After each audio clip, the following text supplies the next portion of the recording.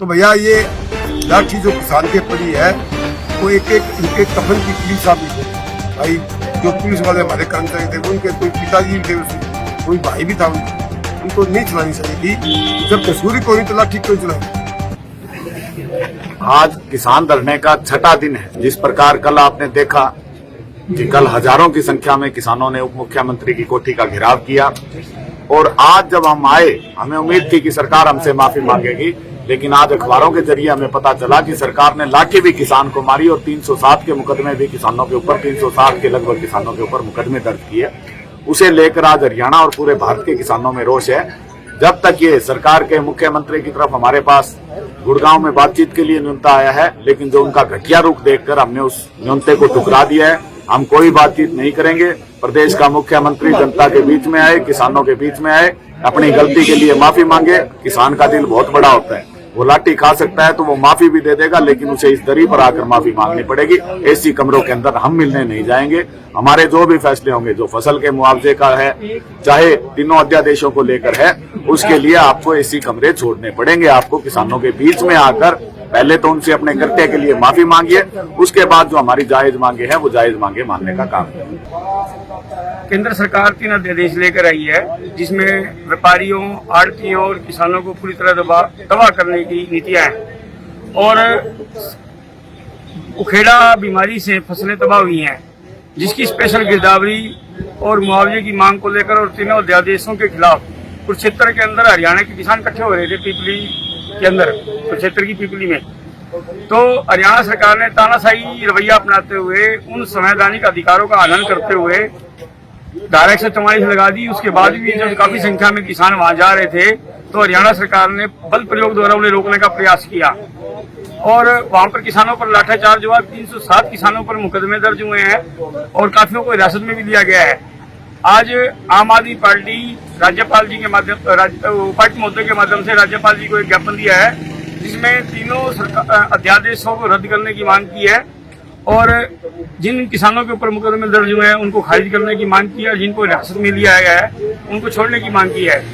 और इस मामले की, क्योंकि मुख्यमंत्री, उप मुख्यमंत्री जी और हमारे अनिल विज जी जो माननीय सारे कह रहे हैं, गृह मंत्री जी, कि किसान लाठीचार्ज नहीं हुआ और उनके संज्ञान में नहीं है मामला, तो ये जिन अधिकारियों की लापरवाही से ये चीजें हुई हैं तो उसकी उच्च स्तरीय जांच कराई जाए और हरियाणा सरकार इस प्रकार के कदम उठाए ताकि भविष्य में इस प्रकार की घटनाएं, बर्बरतापूर्वक घटनाएं ना हो।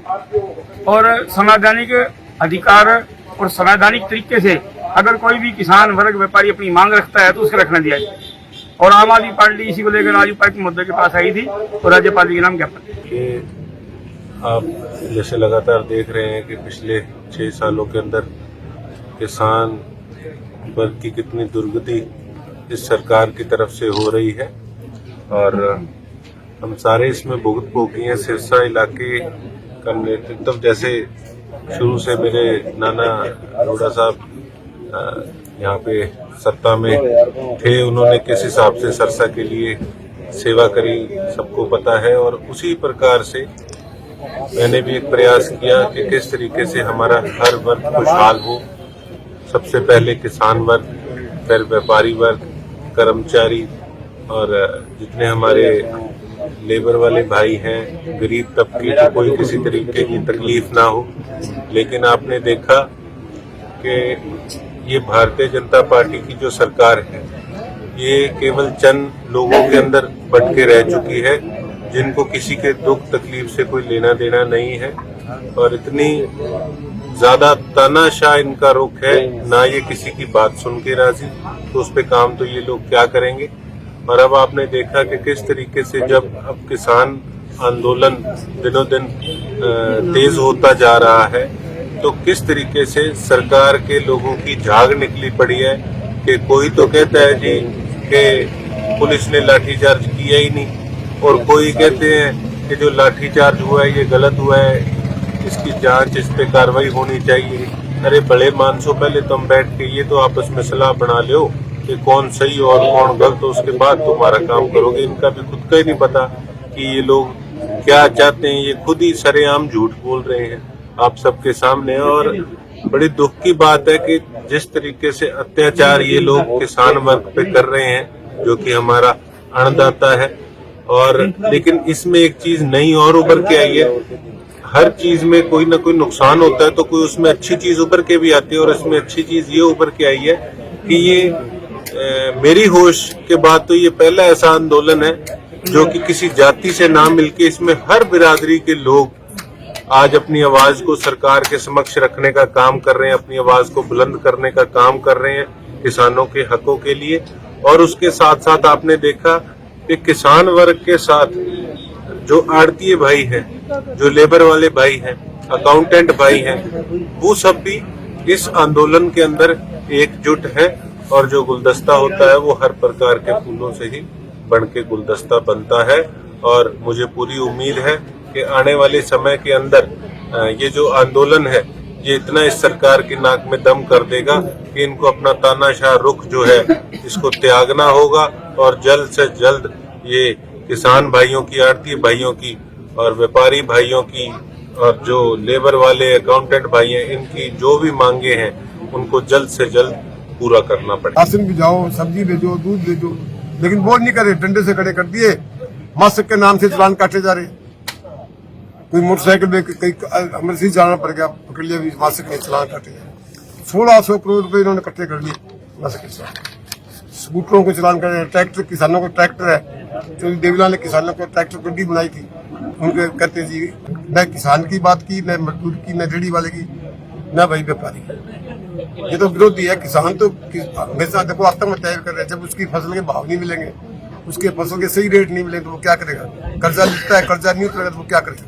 आप देख रहे हो किसानों की रोज आत्महत्या। ये सरकार किसान विरोधी सरकार है, और किसानों के साथ साथ वही आती है, आगे मजदूर भी आते हैं। अब ये सरकार बचेगी नहीं। जब भी चुनाव होगा, अभी विरोधा का चुनाव होने जा रहा है, इनका देखना क्या हाल होगा। आगे जहां भी चुनाव होगा, ये चिंगारी जो आगे तरह फैलती जाएगी, एक तूफान बनेगी, और इस तूफान बन के सारी चाहे बीजेपी से कोई सबको जला दे।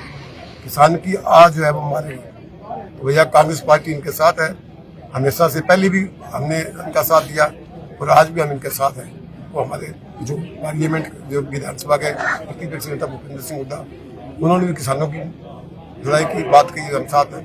बहन शैलजा जी हमारी प्रधान है, उन्होंने भी किसानों की अपनी बात की। तो कांग्रेस हमने 21 तारीख को विरोध प्रदर्शन भी करना है, सारे किसानों की बात करना। तो ये सरकार जो है किसान विरोधी सरकार है, व्यापारी विरोधी सरकार है, मजदूर विरोधी सरकार है। पर भाई अब इनका पतन शुरू हो चुका है। उल्टी गिनती जो है इनकी, ये जो पीपली से हो रही है, कुरुक्षेत्र है, धर्मनगरी है, बस अब ये उल्टी गिनती चलती रहेगी। और भाई हरियाणा सरकार को कोई पता नहीं कब पटाखा बोल जाए। क्यों इनके मंत्री इनके खिलाफ, एमएलए इनके खिलाफ बोलते हैं। ओम प्रकाश यादव है, उसके खिलाफ पर्चा दर्ज हो गया। अभी बबली बहुत बोल रहा है, कभी दादा गौतम बोलता है। तो ये सरकार का कभी भी पटाखा बोल सकता है। आज मेरे किसान भाई कई दिनों से धरने पे बैठे हैं। इनकी मांग है, जो सरकार ने 3 अध्यादेश किसानों पर लागू किया है वो वापिस ले। नरमे की जो फसल खराब हो गई है उसकी तुरंत गिरदावरी करा के इनको मुआवजा दिया जाए। जैसे धान है, सरकार कहती है धान ना बीजो, तो सरकार ये बताए क्या बीजे, आप क्या बेनिफिट दोगे? धान नहीं बीजेंगे, लेकिन आप ये तो बताओ कि ये चीज बीजो, हम इसका आपको इतना लाभ देंगे। वो नहीं कर रहे। अभी तक लोगों को परालियों के पैसे नहीं आए। जो पराली खरीदी थी इन्होंने, उनके पैसे अब तक नहीं आए। ये कहती है हम धान के ये कर देंगे, वो कर देंगे, कर कुछ नहीं रहता। असल में कुछ नहीं हो रहा। आज जो अन्नदाता है सड़क पे आ रहा है, दुखी हो रहा है। सारे हरियाणा के अंदर जो एक किसानों की आवाज आ रही है, और सरकार जो है गताई हुई है। अभी परसों जो पीपली के अंदर जो कांड किया इन्होंने, कंडेला की याद ताजा करा दी। ऐसा इन्होंने आप तो कभी अंग्रेजों के राज में भी नहीं, इन्होंने अंग्रेजों को भी बुला दिया। किसानों पे नहीं थे, किसानों पे जो अपनी आवाज लेके, अपनी मांगे लेकर वहाँ जलसा करना था। लेकिन ये सरकार जो है मिनी इमरजेंसी लगा रखी है, घोषित इमरजेंसी लगा रखी है। किसी को अपनी बात, जब आप करते हैं जल से तो इनको कोरोना नहीं होती। जब जनता करती है अपनी बात के रखने के लिए तो कोरोना की ये दिखा देती है। तुम भी रोज करते हो, बड़ी बड़ी रैलियां कर रहे हो, करोड़ों रुपए लगा के। आप ये मोदी जी बोल रहे हैं, कभी तत्पर बोलता है, कभी खट्टर बोलता है। तब तुम्हें क्या जाता है, तब कोरोना नहीं होती। लेकिन जनता अपनी हकीकी लड़ाई लड़े तो कहते हैं जी कोरोना फैल जाएगी। उसके बाद इन्होंने इजाजत दी, वो शांतिपूर्वक अपनी बात, अपनी मांगे लेकर वहां जलसा करें, जिसमें किसान भाई भी थे, आरटीओ ने भी इनका समर्थन किया और भाई मजदूरों ने भी समर्थन किया। हर जिले में रोका गया, इनको गिरफ्तार करके थाने में ले जाएगा। क्या इन्होंने क्या कर दिया था व्यापार? ये ऐसा तो तानाशाही रवैया अपना लिया है। एक घोषित इमरजेंसी लगा दी, किसी को बोलने की इजाजत नहीं, आप कुछ करे जाओ दूसरे को बोल रही। तो किसानों ने अपनी हित की लड़ाई के लिए वहां जलसा रखा था। इन्होंने लाठियां चलाई। भाई जो पुलिस वाले हमारे कर्मचारी थे, उनके कोई पिताजी भी थे, उसमें कोई भाई भी था उनका, उनको नहीं चलानी चाहिए थी। जब कसूरी कोई तो लाठी क्यों चलाए? तो भैया ये लाठी जो किसान के पड़ी है, वो एक एक इनके कफन की कील साबित होगी। और ये सरकार जब भी चुनाव होगा तो लोग इंतजार कर रहे हैं, जैसे महंगाई बढ़ती जा रही है, सब चीजें बढ़ती जा रही है, सरकार उस पर कंट्रोल नहीं करी।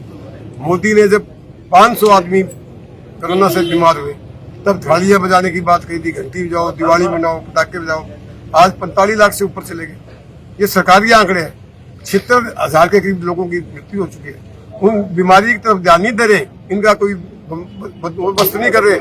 खाली जो वो कन्वेंटमेंट के नाम से डंडे से लगा देते हैं